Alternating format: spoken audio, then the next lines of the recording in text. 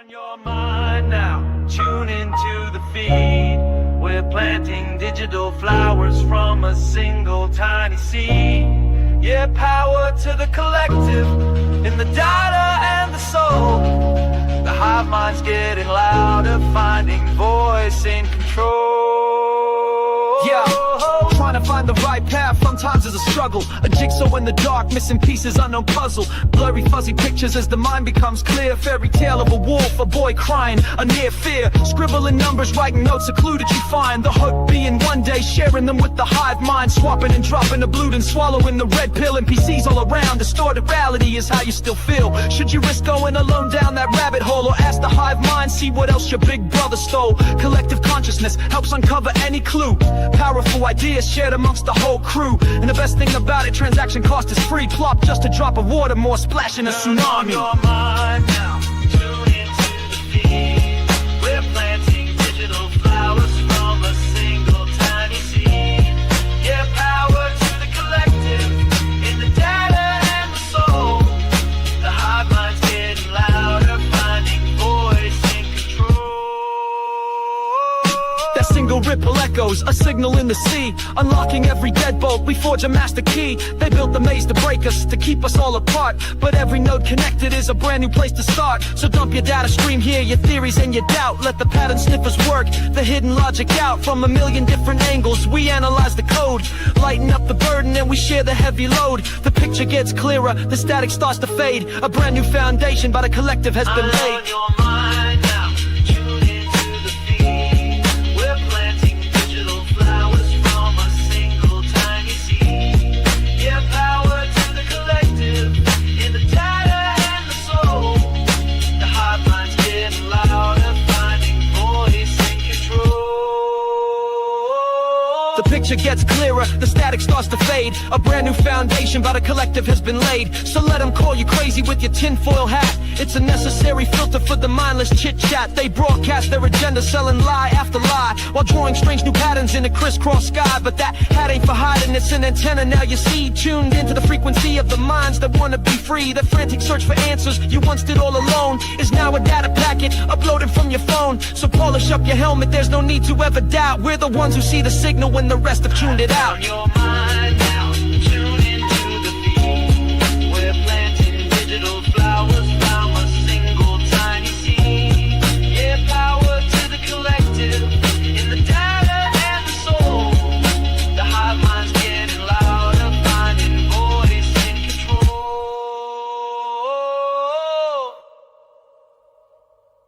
Birds flying high, you know how I feel. Sun in the sky, you know how I feel. Breeze drifting on by, you know how I feel. It's a new dawn, it's a new day, it's a new life for me, yeah. Turn on your mind now, tune into the feed. We're planting digital flowers from a single tiny seed. Yeah, power to the collective, in the data and the soul. The hive mind's getting louder, finding voice in control.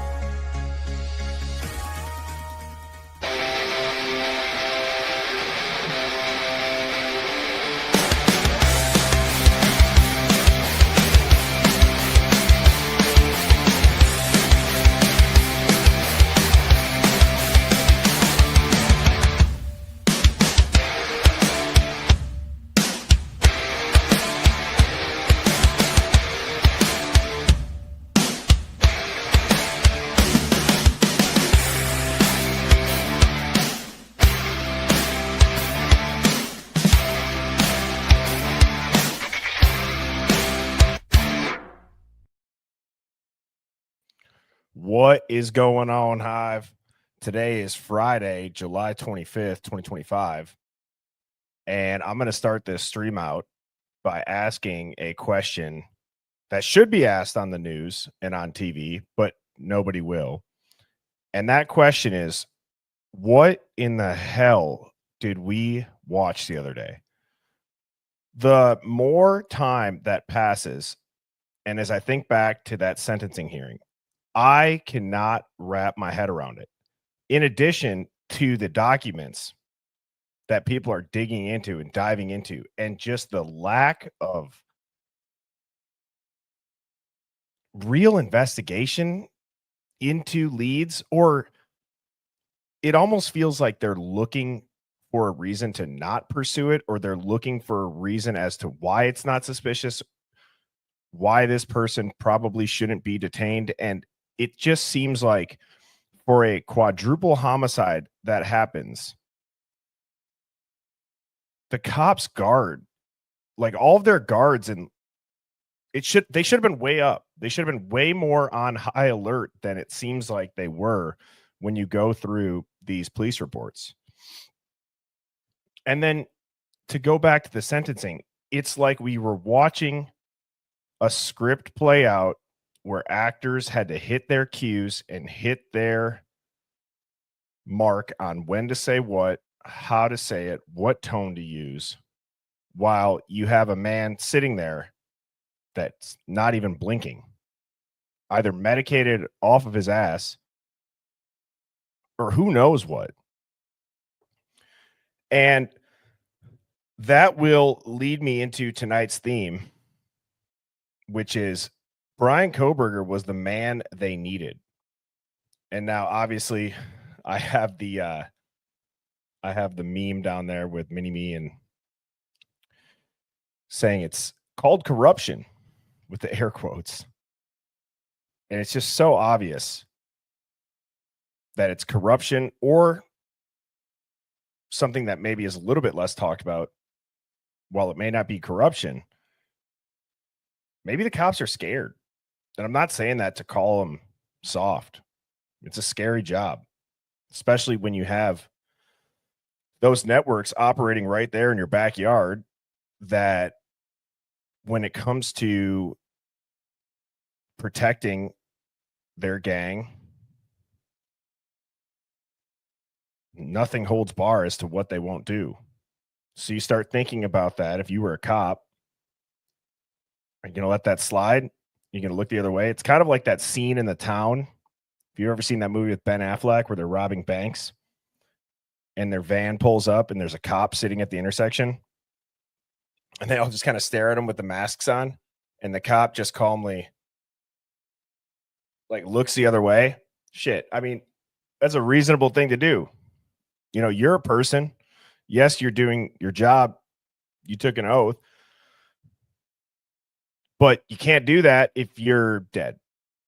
So I can see a fear aspect playing into it as well. And so what I have lined up for this stream tonight, I have a handful of Hive Mind finds. And I have something that I have not heard anybody else talk about. Something that I'm actually very surprised nobody in the Hive caught on to sooner.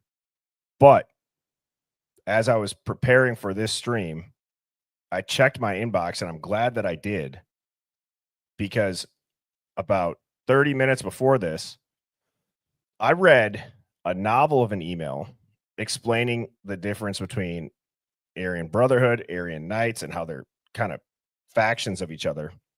Not going to go into that. But they pointed out something that I didn't even catch. So we'll be getting into that and more.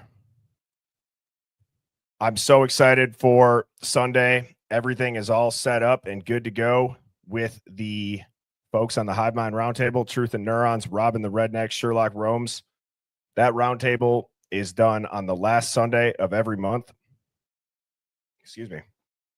And it's an open discussion about anything that people in the Hive felt like they want their voice to be heard about. So I'm going to do my best to set anybody who's ever on the roundtable up for success, make their points, And I'm just going to sit back and I'm going to listen, put some comments or questions up on the screen for everybody. And that will continue to stay the process as we go through those. Those streams have quickly become my favorite after just one of them. Even we've only done one, and it's already something that I look forward to every month.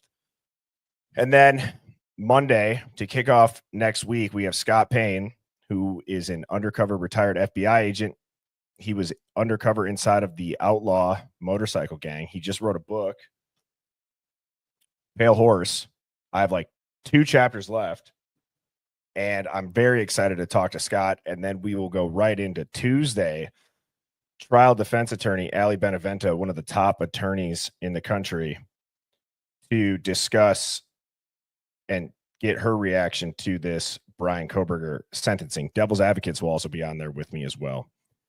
Don't forget to join the Discord. That is the Hive's 24/7 off-stream HQ.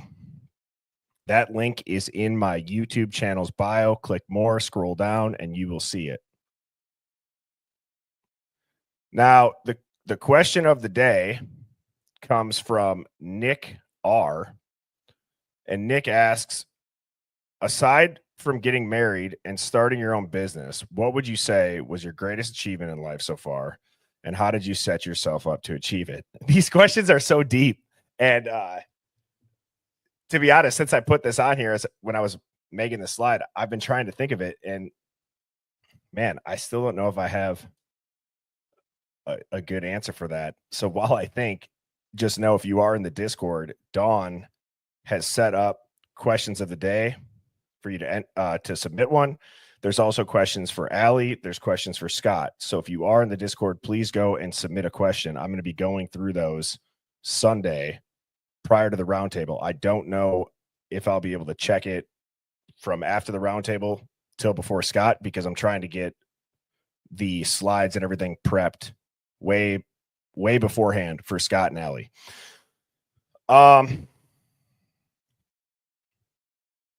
You know, last time I said like, oh, it was cool winning a national championship for college football. I would say, it's kind of a deep answer, but I would say stepping up for my family after losing my father. I'm the oldest, so I felt like I still feel like I'm there for my siblings and for my mother. So without getting too deep and too emotional about that, I would say that like it was not necessarily pressure, but it was just one of those moments where I decided to, after grieving, to kind of use it as motivation instead and be inspired by it and to make the most out of this life. So on to the Hive Mind Finds. This Hive, I'm telling you, there's a lot of good with AI. This is crazy.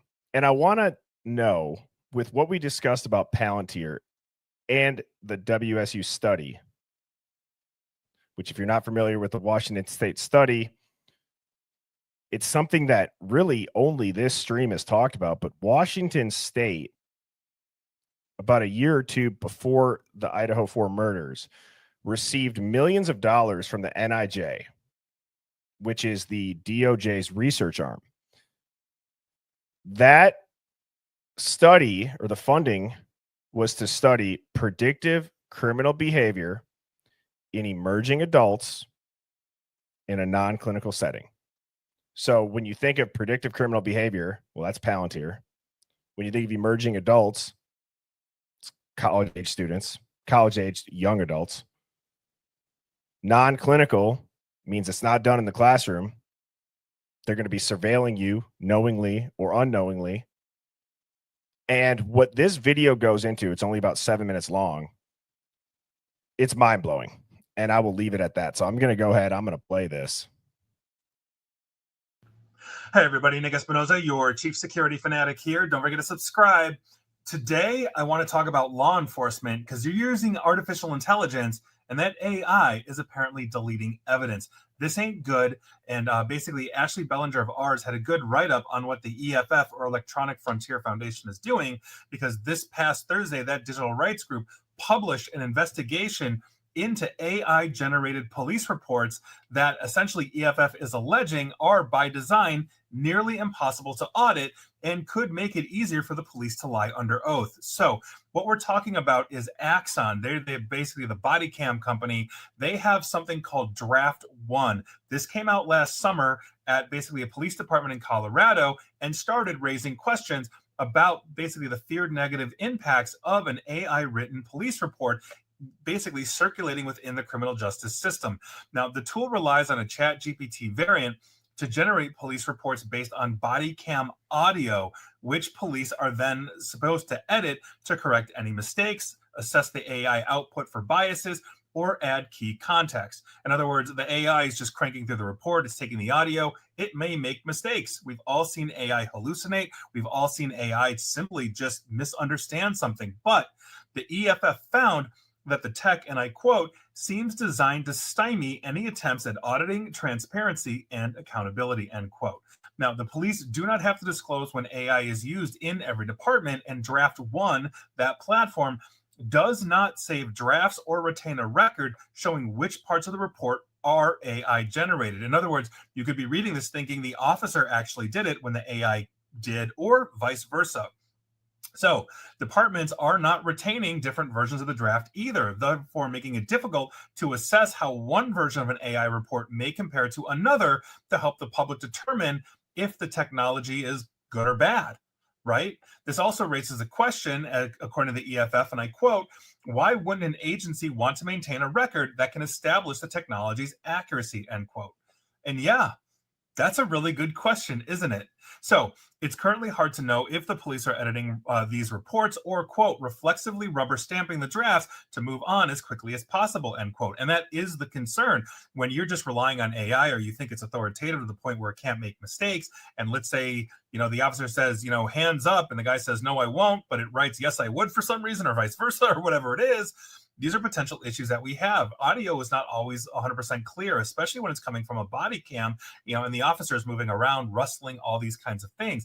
This is particularly troubling, according to the EFF, because Axon disclosed to at least one police department that, quote, there has already been an occasion when engineers discovered a bug that allowed officers on at least 3 occasions to circumvent the quote unquote guardrails that supposedly deter officers from submitting AI generated reports without reading them first.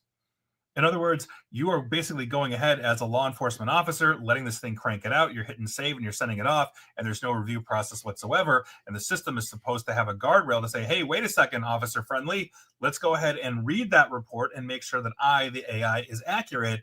And apparently that's not happening. The AI tool could also possibly be, quote, overstepping its interpretation of the audio, end quote, possibly misinterpreting slang or adding context that didn't actually happen. And I see this in like Zoom and Teams meetings where I get an AI transcript that said, oh, Nick said this, Nick said that. And oftentimes I have to go in and say, I didn't say this. I actually said this. Let me clarify that position.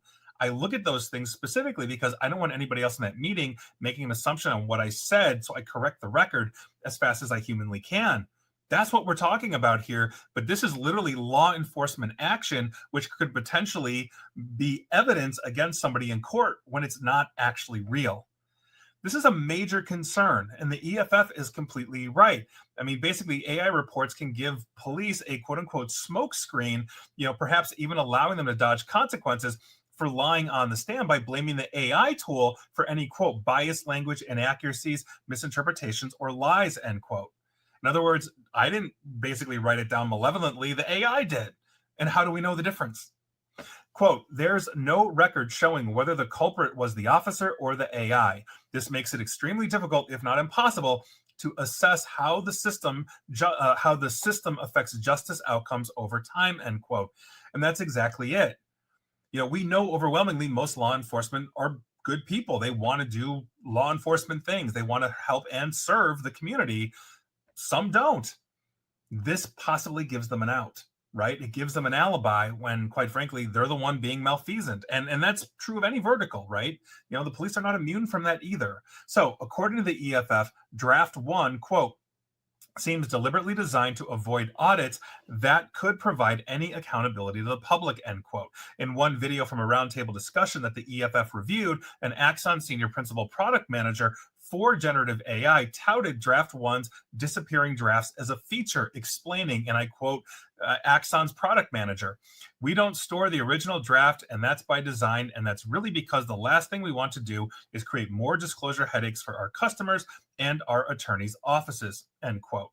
In other words, they're promoting this to law enforcement as a way of essentially obfuscating what should be, or rather should have, a chain of custody. So the EFF is calling for a nationwide effort to monitor AI-generated police reports. I'm a big fan of that, which are expected to be increasingly deployed in many cities over the next few years. Everybody's using ChatGPT to cheat in college. Cops might as well use it too, right? And they're also publishing a guide to help journalists and others submit record requests to monitor police use in their area. But, and I quote, "Unfortunately, obtaining these records isn't easy. In many cases, it's straight up impossible," end quote. And if Axon is literally doing that, that's the issue. And I don't think AI should be in use by law enforcement when writing reports. I understand it makes it easier. Local journalism is doing it for local high school sports scores. Again, college kids are using it to write term papers. But when we are talking about potential evidence or lack thereof, or fabricated in a court of law, when we have somebody potentially innocent that was misinterpreted or misheard by the AI when they say X, but the AI says they said Y, that's of deep concern. We are innocent until proven guilty, and that proof and that evidence has chain of custody. I've talked about this. I've written on these things before. And if we have something that doesn't have that transparency, that wasn't actually generated by the officer, or we can't listen to the audio ourselves because we're just accepting an AI transcript, that should be of deep concern to anybody in the United States. So I'll leave it at that. That is your news of the day, and best of luck to us all on this one, I guess. And please like, share, follow me here on Facebook and Twitter at NickAESP. And please feel free to subscribe to me at YouTube as well. And as always,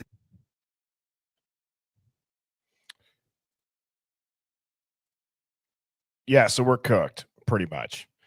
And so I watched that. So just now was my second time watching that. And I started thinking, knowing what we know about that study I just referenced, sounds like a Palantir study. I'm wondering if this study ended up running parallel alongside of the real investigation. And I'm wondering if Bryan Kohberger was the suspect that Palantir came up with. And because the actual investigation was not leading to any suspects, that's why they decided to go with Bryan Kohberger at first, to arrest a monster and get this guy out of the public. We can't downplay the fact that if somebody wasn't arrested, anybody, going back to my theme for this stream, the man they needed, that man doesn't have to have a name. They just need somebody. Because the human factor of being terrified in a community where 4 beautiful young college students were just brutally stabbed to death, if you don't arrest somebody quick, it does affect every other aspect of that community. I don't think that that needs to be said. However, put yourself in a police chief's position. Palantir comes in and said, "Hey, we're working with Washington State. NIJ funded this. We got a guy. It's Bryan Kohberger. Is there any evidence that you guys got?" No. Well, we matched the white Elantra, and we have this predictive analysis on, his profile, on his mental profile. He checks every box. I can totally see that. I also think it's very odd that AI system doesn't save any drafts or store the reports. I do think that is so obviously I'm a business owner. I'm sure there's other business owners out there. If you are designing a product that is AI for cops so that they don't have to report, why would they want your product? Well, you have to sell them on features and benefits. It's way easier. It's effortless. You just got to quick review it. Hopefully they do, and click submit, assuming everything's right.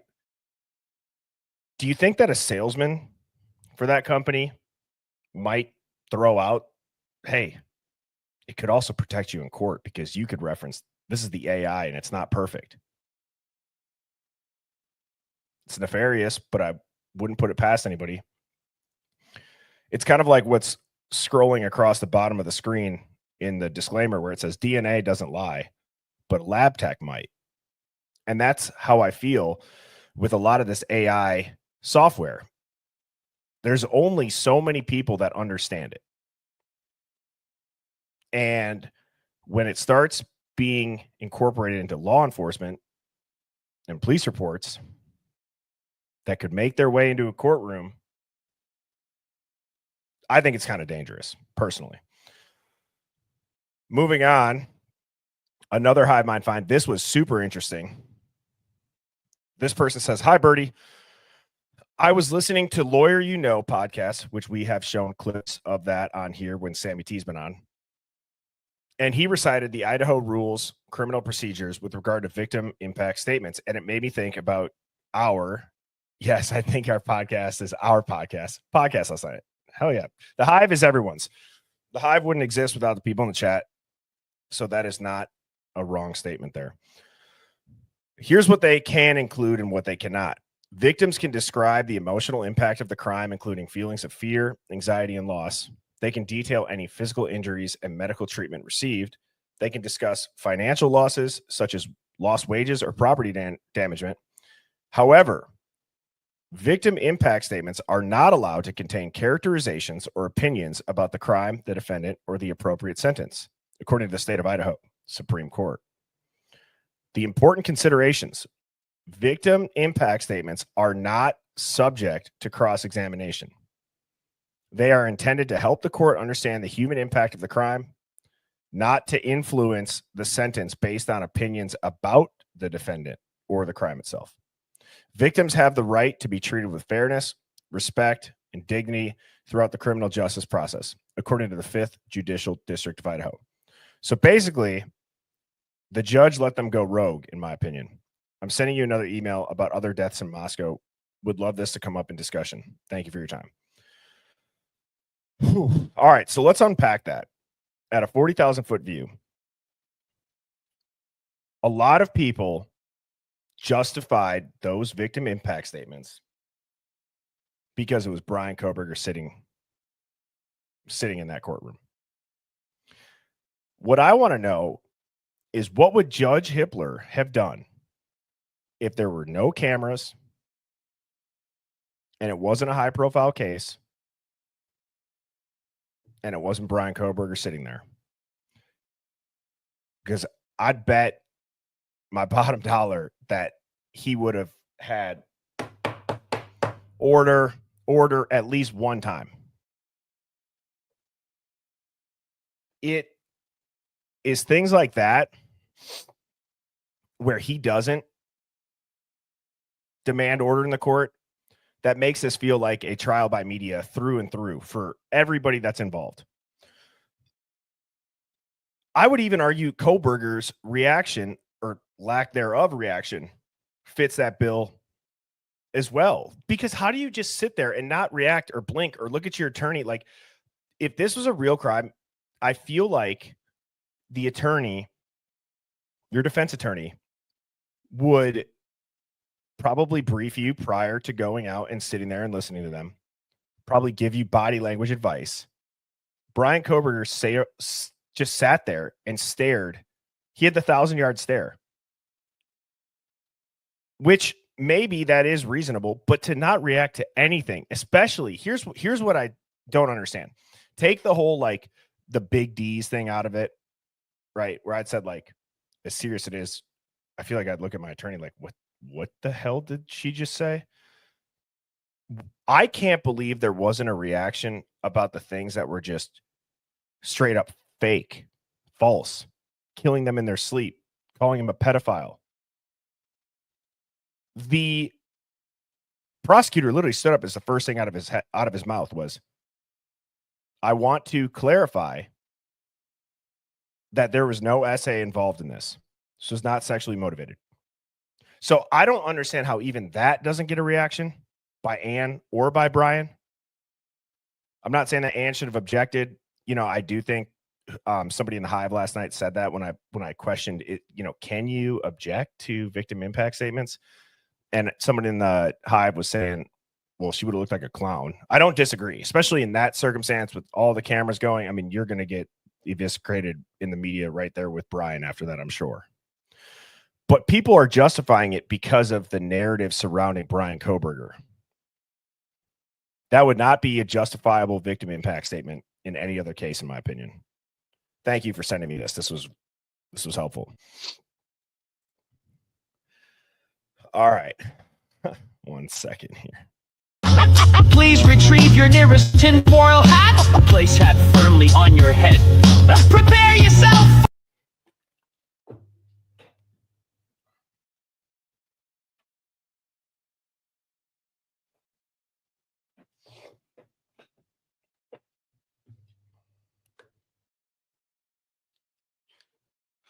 All right.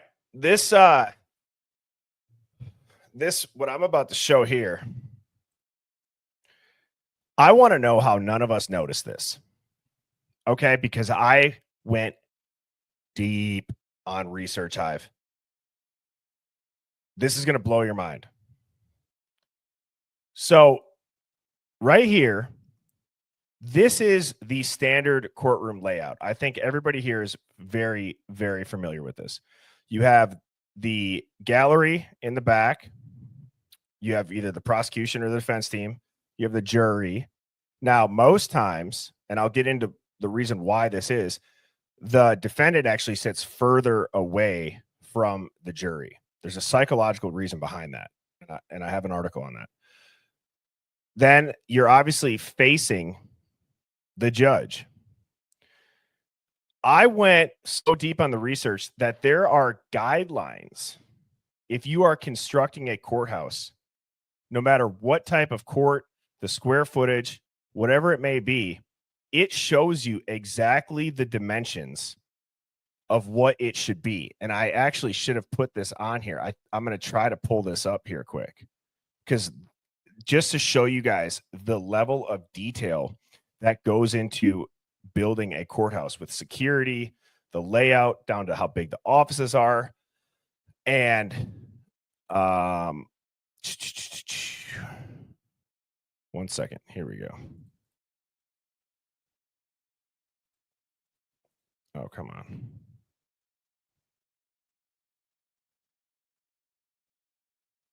Why isn't it opening up?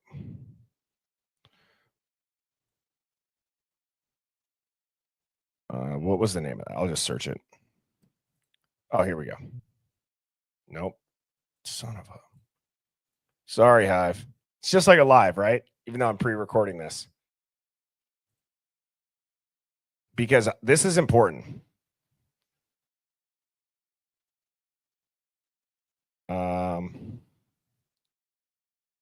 Okay, where is it? Here it is. The U.S. Court Design Guide. Okay. It's 412 pages. And I'm going to just scroll through this, and you're going to see they have everything that needs to be included. I obviously didn't read the entire thing, but I got down to this part here. Where is it? Okay. It's showing you. So this is the layout of even the magistrate or the bankruptcy judge's resident chambers, the different variations that they're recommending. Now, this is from uscourts.gov. This is their court design guide for 2021. But I'm going somewhere with this. So there's clearly a hell of a lot of stuff that goes into this.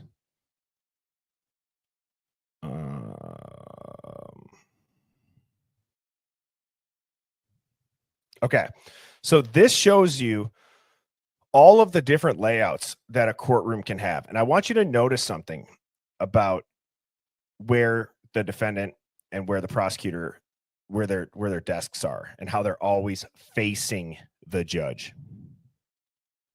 There's so many different layouts that they recommend. The only time that you see something where it's kind of turned like this is in, this would be It doesn't say what type of court, but a larger court. This is obviously clearly a panel of judges or a board.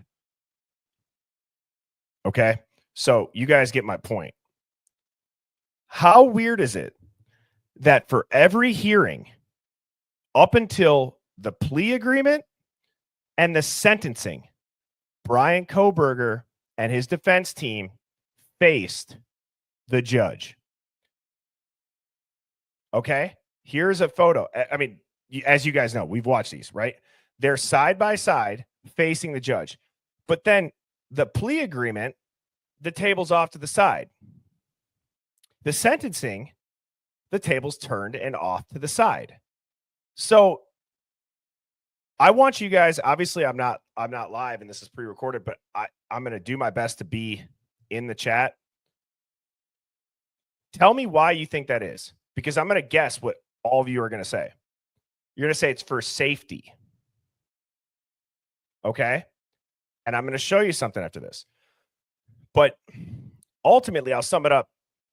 From the research that I've done, what I've figured out is that in the world of courtroom choreography, nothing is done by accident. It is so specific, and there's reasons for it, psychological reasons that have been studied for guilt, for narrative, for power, for control, for who's in charge. And so keep this in mind.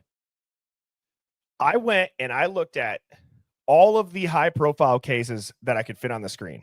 Okay. OJ Simpson's desks. This, and I tried to find all of like the sentencing hearings, either plea or sentencing hearings. Okay. Ted Bundy facing Scott Peterson.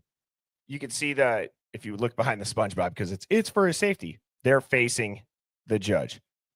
Murdow, Dahmer, Avery, Chris Watts. So if it's for his safety, don't you think that this case that much more high profile than any of these? I mean, you could say a lot of people maybe thought OJ was innocent. Okay, fine.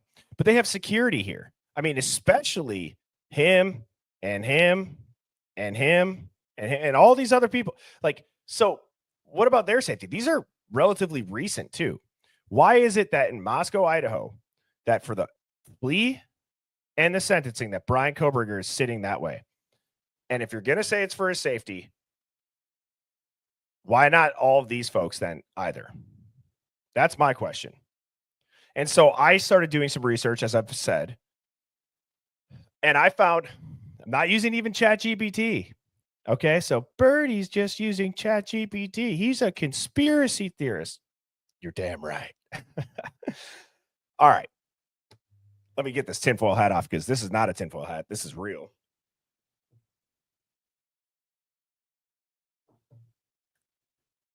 And that was a little creepy how I said, you're damn right. I actually had a football coach that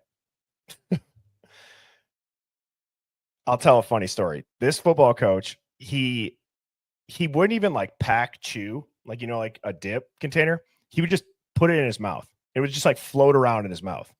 And you could like see it all over his teeth. It was the weirdest thing ever. Great coach, but a little bit different. And for whatever reason, he would get this like weird, intense voice. And he would always just be like talking to you and coaching you up. And he's like, you know, you understand?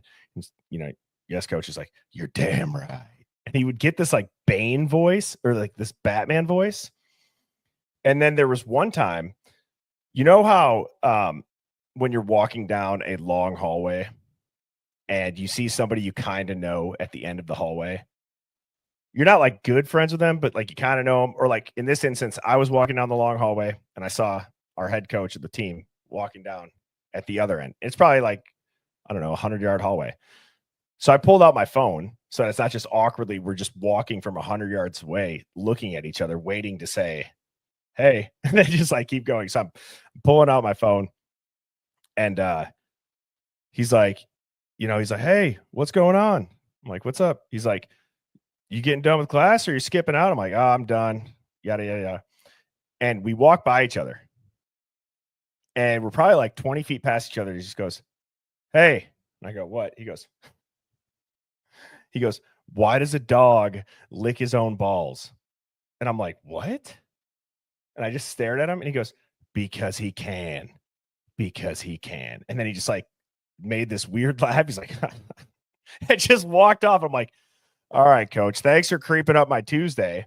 And I don't know what I felt, why the reason I felt compelled to share that with you all right now, Hive. But anyways, going back to the reason why this is important on what I'm about to say is that this comes from the National Judicial College, the American Bar Association, NOLO, and the Yale Law Journal. Let me read some quotes from these. The courtroom layout is not only about function, but also about maintaining decorum and signaling roles of authority, guilt, and neutrality. From the Bar Association, proximity to the judge, position relative to the jury box, and physical barriers can influence how the jury subconsciously interprets the roles and mentions of each party. Now, I understand this was a sentencing and a plea, but the overarching picture I'll explain here in a second. During trial or in a pretrial proceeding, defendants sit with their attorneys at the counsel table directly in front and facing the judge's bench. From the judge's bench as a throne of authority, this is from the Yale Law, from the judge's bench as a throne of authority to the defendant's placement as a symbol of accountability or submission. Every element of the courtroom is part of a larger performative structure. And so to sum it up, legal institutions, psychological analysts, and courtroom strategists all acknowledging that where someone sits, who they face, and how they appear in a courtroom is not just procedural. It's political, psychological, and it's strategic. So when I go back and I look at this, see, this wouldn't be weird on its own. I think you could say that just about with everything in this case. A lot of this stuff would not be weird on its own, but when it's compounded and it's just continuing to compound, if you read some of these police reports, and I made a decision today to not go into the police reports because there are a lot of people that are out and talking about them and they're putting out a lot of good content. I'll steal what Devil's Advocate said. I'm through about 50, 60 of them. Like the first folder, I got through reading them. They're all not that long, but it takes a while. You got to open them all up. There's some people that are like through them all. Like I know Phoenix got through them all, but I'm like, damn, I don't know how people are going that fast.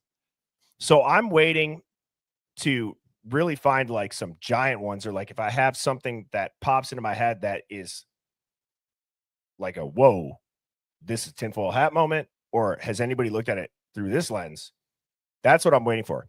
But if you guys find something that you want it on stream, birdiebombshell00@gmail.com for a Hive Mind Find. Please start sending me them. I've gotten a few, and I'm saving those. I'm saving those for the stream tomorrow, which I will be on tomorrow at 10 a.m. Let me just double check my schedule. I don't think I have that one scheduled actually, but yes, 10 a.m. tomorrow. I will be on as well. So, right? All the other procedures, plea deal, sentencing, what it should look like. It's for a safety. Well, how do you say that when all these other people haven't done that? You look at the importance of where somebody sits and why somebody sits there, especially during sentencing. And that courtroom's not big. It's not big. Like they have, as Hippler said in the plea, security seen and unseen.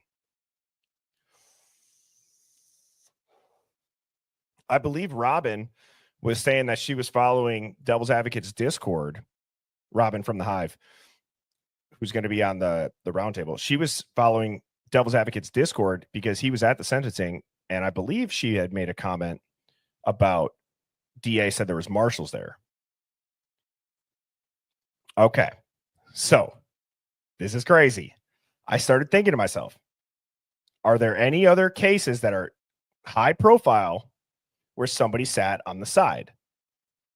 I could find one or two. There was like the Parkland shooter, but that one was weird. That one was very weird. I don't know if that one would count, but one where it's like high profile and involved with like a gang or a mob. Okay. So I have to ask, was the reason, is there some, because everything in court is done with a purpose. As we've said, maritime law, common law. Maritime law is the court that we all know. Common law is like you're a sovereign citizen. Okay. So my question is, did they shift Bryan Kohberger to a witness posture? And I want you to listen to this about Sammy the Bull Gravano. He was flipped after working with the mob, and he cooperated with the FBI. In Gotti's trial in 92, Gravano was moved to a special seating position when testifying. But before that, in closed hearings and plea discussions, his position in court was altered, where he was not facing the judge head on like a typical defendant, but instead he was placed off to the side, often near federal agents. We obviously saw the cops right behind Bryan Kohberger.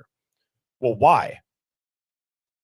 This is a journalist. So that source, I don't know if it's like a legal journalist or not, but I just found this very interesting.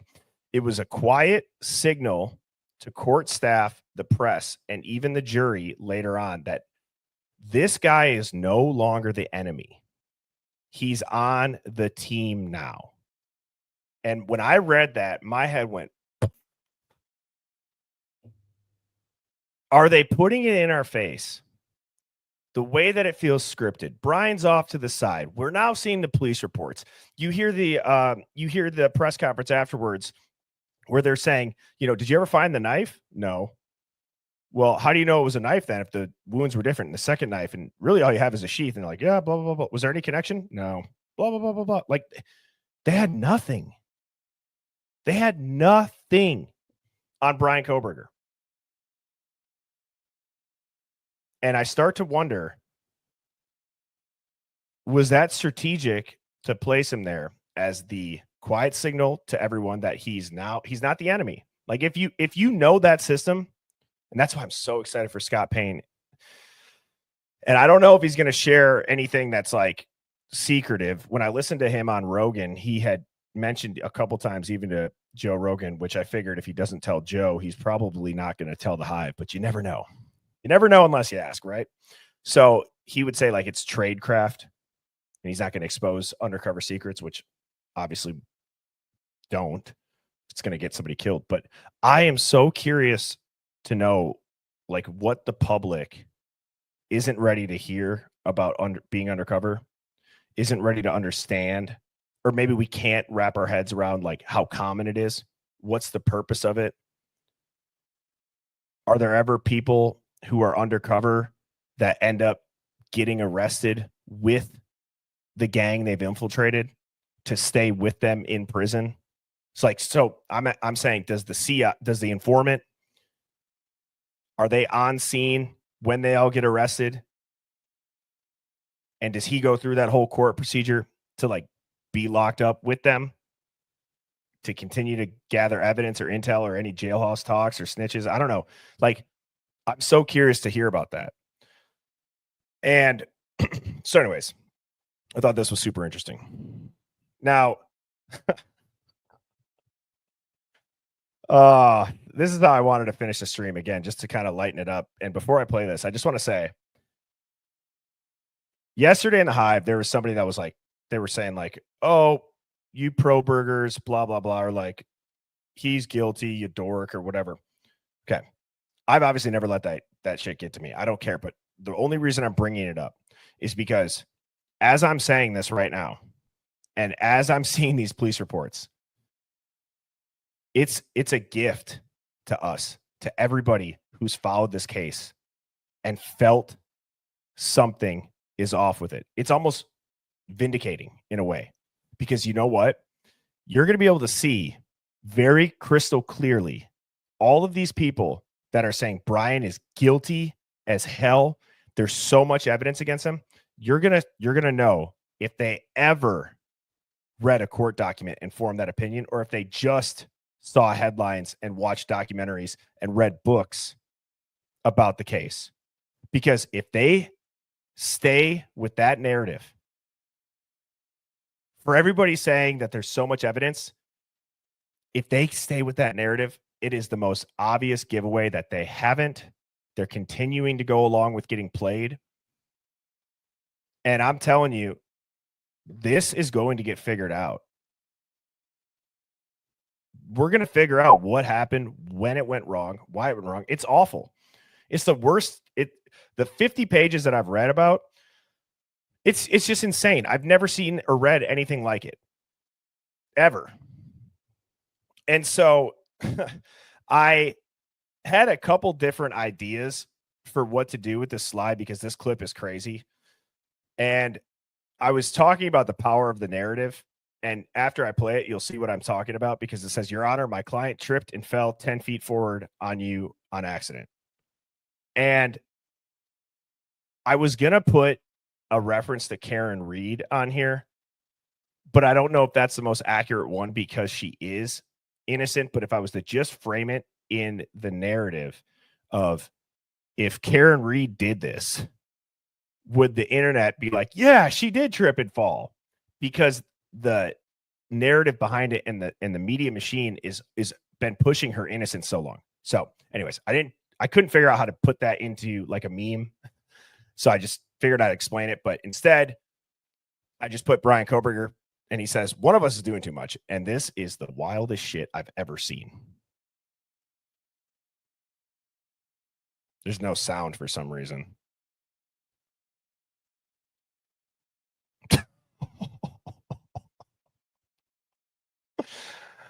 Oh, it says one of us is doing too much. Kohberger would probably be sitting there just saying like, dude, I'm just trying to get the death penalty off the table. That's insane. That is absolutely wild. And so Hive, I am going to do my best. If you're hearing this and I've been in the chat, that's just because I've been able to quick check it. But by the time you guys are seeing this, I will be out to dinner with my lovely wife celebrating our anniversary. Thank you to everybody in the comments who did say happy anniversary. That's coming from both me and Mrs. Birdie. As I said, I will be back on tomorrow, which is Saturday, July 26th at 10 a.m. Central. And with that, Hive, I hope you all enjoyed that stream. It feels weird not doing this live. It feels weird not stopping and talking with the chat. So I hope you all enjoyed this. I hope everybody has a fun and safe Friday night. And I will see you tomorrow. Cheers. Birds flying high, you know how I feel. Sun in the sky, you know how I feel. Breeze drifting on by, you know how I feel.